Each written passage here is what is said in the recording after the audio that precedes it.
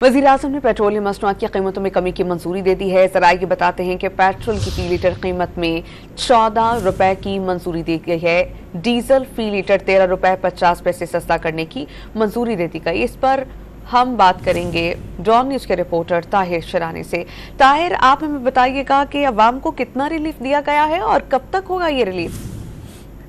देखें, जो आलमी मंडी में खाम तेल की कीमतें हैं और इसके साथ जो डॉलर की कदर है, उस हिसाब से जो ओगरा ने वर्किंग भिजवाई थी, उस हिसाब से वज़ीर-ए-आज़म ने पेट्रोल की फी लीटर कीमत में 14 रुपए और हाई स्पीड डीजल 13 रुपए 50 पैसे फी लीटर सस्ता करने की मंजूरी दी गई है। जिसके बाद पेट्रोल की जो नई कीमत है वो 267 रुपए 34 पैसे और हाई स्पीड डीजल की नई कीमत 276 रुपए 21 पैसे फी लीटर हो जाएगी।